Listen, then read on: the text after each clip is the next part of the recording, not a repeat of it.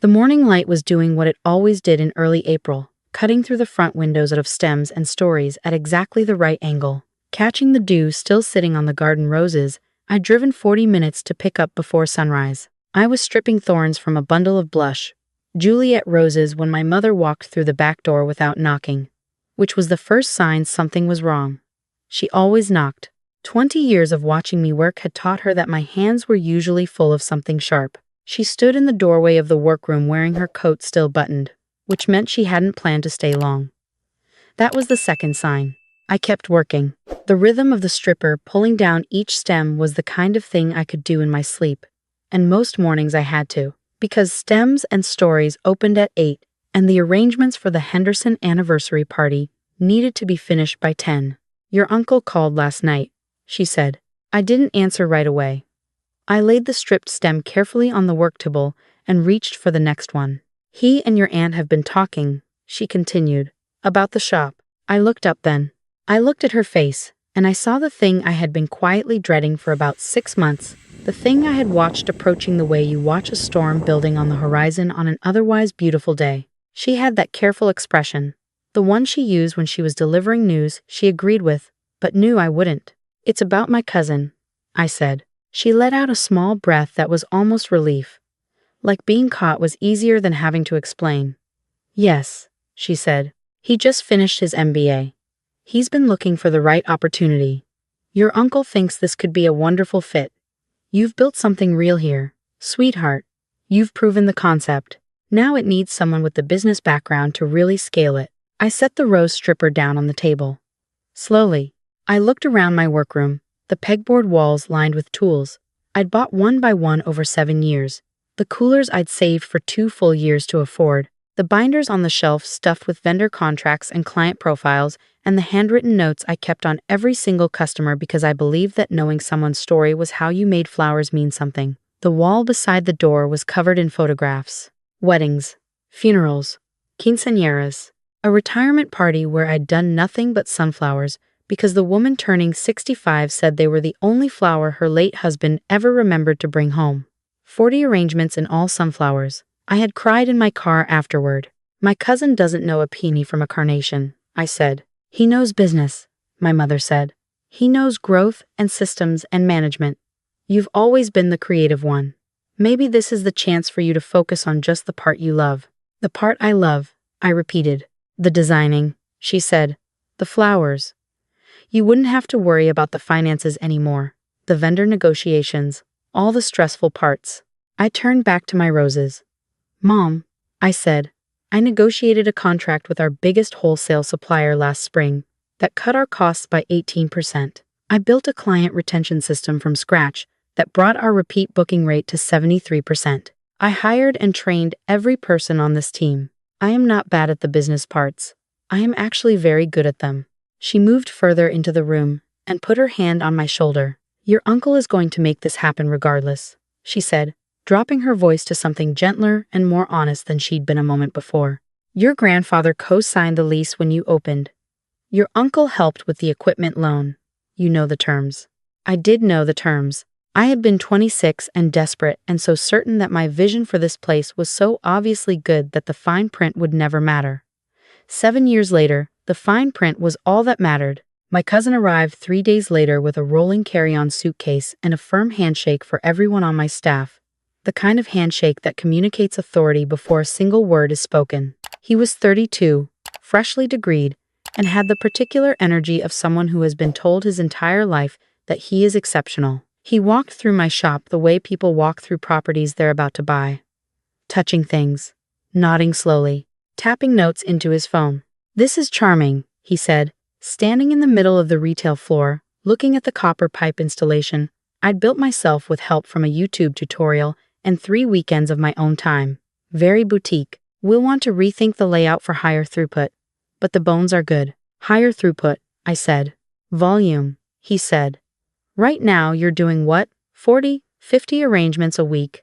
On event weeks, we do over 100, I said. "We have a full wedding calendar through October." He nodded, like I'd said something quaint. "We're going to want to look at a subscription model," he said. "Corporate accounts, hospital gift shops. That's where the recurring revenue is." The wedding stuff is high touch, low margin, too dependent on you personally. My best wedding package brings in $4,000, I said. And how long does it take you to produce it? He asked. I didn't answer him. I went back to my cooler and pretended to reorganize something that didn't need reorganizing. 2 weeks later, I came in one morning to find that he had replaced the chalkboard sign. I'd painted myself the one that listed our seasonal offerings and had a small illustration of a stem in the corner that a local artist had done for me in exchange for flowers at her mother's funeral, with a printed banner in generic sans serif font. It looked like a sign from a chain pharmacy. One of my staff, a woman named Donna who had been with me since year 2, caught my eye from across the room and gave me the smallest shake of her head. I didn't say anything. I went to the back room and I took photographs. This was something I had started doing quietly the week my cousin arrived. Every receipt, every contract, every vendor agreement, every client record. I photographed everything and backed it up in 3 places. I had learned, growing up watching my cousin operate, that he had a particular gift for getting what he wanted and an equally particular gift for walking away when things got complicated. He'd done it with a business partnership at 24. He'd done it with a real estate venture at 28. The MBA was supposed to be the thing that finally made him credible. My shop was supposed to be the proof. I knew how this story ended. I had known since the moment my mother walked through my back door. So I began preparing for the version that came after. I reached out quietly to a former colleague named Patricia, a woman I'd met at a floral design conference in Nashville 4 years earlier, who now ran a successful studio in Asheville. She had space for a part-time designer, she said, and she'd been thinking about expanding her wedding program. I said I might know someone, she said, to keep her posted. I started keeping a separate notebook. Every time a longtime client mentioned feeling disappointed by a recent experience at the shop, I wrote it down with the date. Every time a vendor called me on my personal cell because they still called me, not my cousin. Because 7 years of relationships don't transfer, with a title I noted it. I began quietly, professionally, letting certain key suppliers know that there might be some changes ahead and that if anything looked unstable, they should reach out to me directly. The changes came fast after that first month. My cousin hired a consultant, an actual paid consultant, using shop funds to redesign the business model. Out went the custom funeral arrangements, which he called low-volume grief labor. Out went the community partnerships I'd built with 2 local schools, where we taught floral design workshops that had turned into a genuine pipeline for young customers. Out went the specialty sourcing I did from 3 small regional farms, replaced with a bulk account from a national distributor. The flowers were cheaper. They were also, to anyone who knew what they were looking at, visibly less beautiful. Donna texted me after the first delivery from the new distributor. She sent a photo of the roses. She didn't write anything. She didn't have to. I had spent 7 years teaching my team to see the difference, and they all saw it. I saved the photo with the rest of them. By the 3rd month, reviews began to shift. Stems and Stories had held a 4.8 star average on every platform for 4 consecutive years. My cousin's first quarter brought it to a 4.3. The comments were specific. The flowers weren't as fresh. The arrangements felt generic. One woman who had used us for her daughter's wedding wrote that she had recommended us to her sister and was now embarrassed by what her sister had received. That review got 14 likes. My cousin's response was a copy-paste apology template that used the phrase "we take all feedback seriously" twice in 4 sentences. At the 4-month mark, I got a call from my main wholesale contact at a farm in Central California. I'd worked with them for 5 years. He said he wanted to let me know, personally, that the account was 2 invoices behind and that he'd received no response to his emails. He asked if everything was all right with the business. I thanked him. I told him things were in a transitional period. I asked him to please document everything and continue trying to reach the current account manager. He sounded relieved that I still had my own phone number. I kept rebuilding. Every morning, I drove to Asheville, worked with Patricia, designed arrangements that I had forgotten I was still capable of making because I'd spent the last several months watching someone drain the color out of the thing I'd built. Patricia watched me work one afternoon and said, quietly, "You design like someone who is a little bit furious." I said that was probably fair. She said it was making the flowers extraordinary. In month 5, 3 of my former clients contacted me directly through my personal email. 2 brides, whose weddings were in the fall, One corporate account that had been booking seasonal arrangements for their lobby twice a year since I opened. They all said variations of the same thing. They had been told I was no longer involved with the shop, and they wanted to know if I was working anywhere they could reach me. I told each of them I was doing some independent consulting and that I'd be happy to stay in touch. I did not tell them anything else. I just kept their contact information in the notebook. My aunt called me at the end of month 5. She was using the careful voice my mother had used when she came to the shop, the voice that means I am about to ask you to absorb something uncomfortable. The reviews are concerning, she said. My cousin says it's just the market shifting and that things will stabilize, but your uncle is worried. The loan payment last month was late. I wondered if you might be willing to just have a conversation with him, maybe offer some guidance. I said I needed to think about it, and I hung up. I thought about the chalkboard sign I'd painted sitting somewhere in a dumpster. I thought about the California farmer who'd been chasing invoices for 2 months. I thought about the woman who had 30 sunflower arrangements at her mother's retirement party and had sent me a card afterward that I still kept in my desk drawer. I thought about the night I had driven home from the shop after my cousin took the keys to my office. The night I had not cried. The night I had started making lists instead. I told Patricia I thought I would need to move faster than we had planned. She said she had been expecting that call. It was my uncle who came to see me in person, not my cousin, who I later learned had already started reaching out to contacts about a potential pivot to corporate gifting, which had nothing to do with flowers and everything to do with the fact that he could see which way the wind was blowing. My uncle came alone, and he looked the way people look when they have discovered that a decision they were very confident about has become expensive. He sat across from me at Patricia's work table. I had not offered him coffee. The last time I had offered my family something, it had ended up costing me 7 years of work. The shop is in serious trouble, he said. 3 vendors have put us on cash-only terms. 2 of our biggest event clients have canceled upcoming bookings. We're behind on the equipment loan. And your cousin, he paused and looked at the table. Your cousin has indicated he needs to explore other opportunities. Explore other opportunities, I said. He's talking about pivoting to a consulting role, my uncle said. He thinks the floral retail space isn't the right fit for his skill set. I let the silence sit for a moment. Through the window, I could see one of Patricia's designers working on a sympathy arrangement, hands moving with the kind of quiet confidence that takes years to build. How bad is it? I asked. My uncle told me the numbers. I had already known most of them from my contact network, but hearing them said out loud in that room, in his voice, was a different thing entirely. The shop was 2.5 months behind on the lease. The equipment loan had a formal notice on it.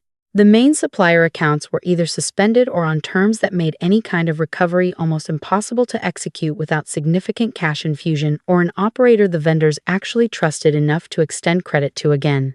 I walked to the shelf where I kept my work bag, and I pulled out a folder. It was not thin. I had been building it for 6 months, and it showed organized tabs, dated photographs, printed email chains, a handwritten client log, and a 12-page operational restoration plan I had drafted over 3 weekends with input from Patricia and a former business advisor I trusted. I set it on the table in front of my uncle, and I sat down. Here is how this is going to go, I said. He looked at the folder and then at me, and I watched him have the realization, the slow and full realization, that I had not spent the last 6 months grieving. I had spent them working. You and my aunt are going to sign a clean transfer of ownership to me, I said. No conditions attached to the lease or the loans beyond what already exists with the creditors, which I will handle personally. No co-signing, no family board, no advisory roles for anyone who is not me. He started to speak, and I continued. You are going to cover the 2 missed lease payments as a condition of the transfer. That is not negotiable, and it is not a loan. It is the cost of what happened to the business I built. And you are going to write personal letters signed, not form letters to every staff member my cousin let go, acknowledging that the change in management was a mistake and offering them their positions back at their original pay rate plus 6 months of back pay. My uncle was quiet for a long time. You've been planning this, he said. Since the morning my mother came to my shop wearing her coat still buttoned, I said. He looked at the folder again. He reached out and opened the first tab.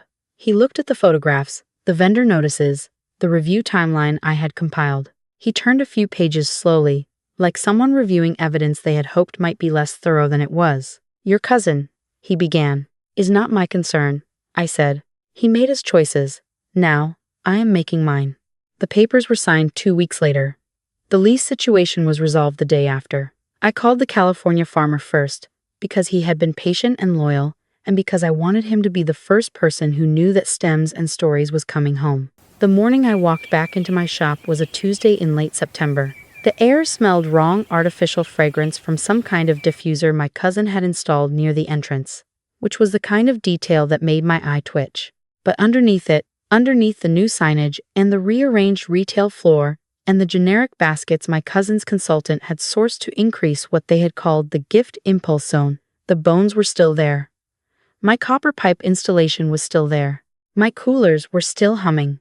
My pegboard wall still had the hook holes from all the tools that had been taken down.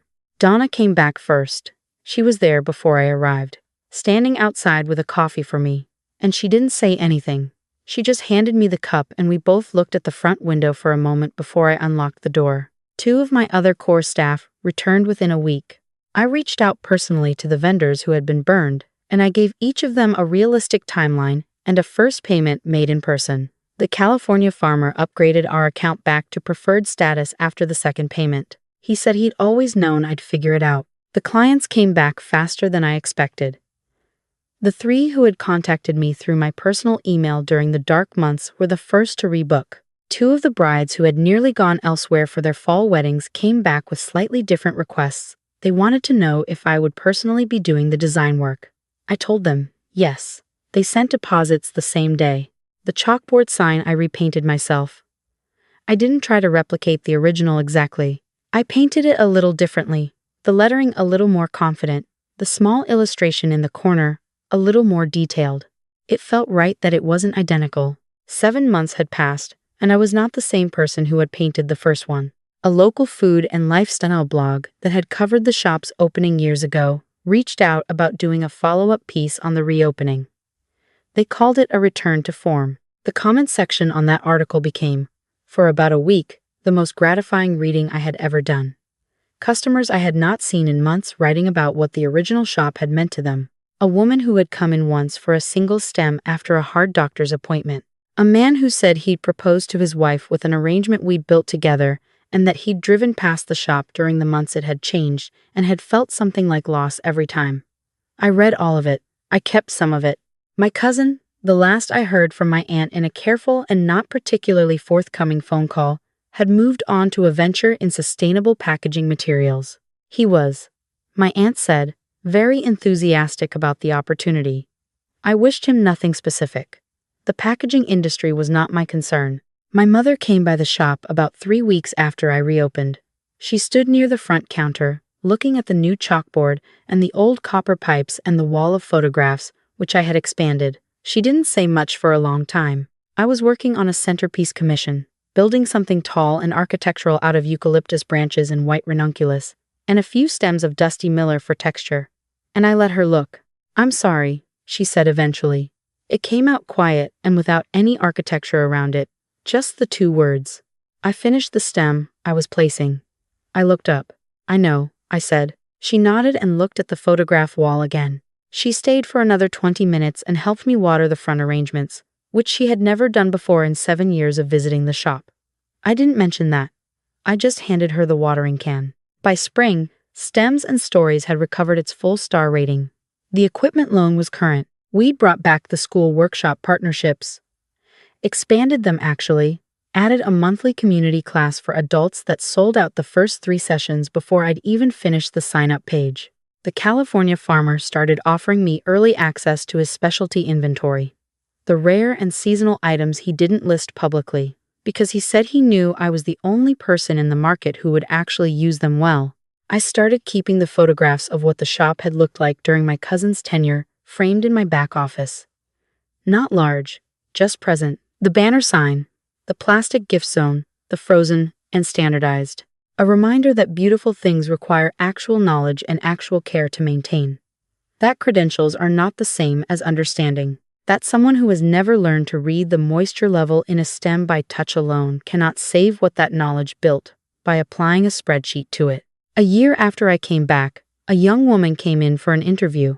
She had just finished a certificate program in floral design at the community college. She was nervous and kept apologizing for being nervous, which I found more endearing than she probably intended.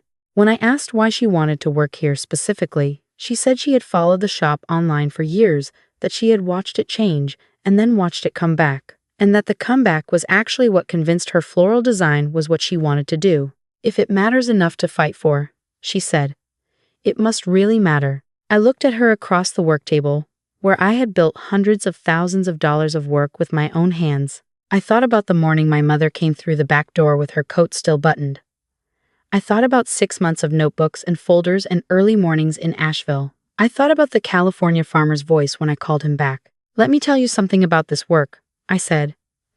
The people who underestimate it will always underestimate it, right up until they need it. Your job is to be so good at it, so genuinely and specifically excellent, that when that moment comes, you are standing on ground they cannot touch. She nodded, writing something in the small notebook she'd brought. Also, I said, the business parts are not separate from the creative parts. Learn all of it. Every contract, every vendor relationship, every number. The people who tell you to just focus on the flowers and let someone else handle the rest are telling you to hand someone else the keys. She looked up from her notebook. Did that happen to you? She asked. Once, I said. I handed her the watering can and told her to start with the front window. She did it carefully, slowly, pausing to look at each arrangement before she moved to the next one. She starts Monday.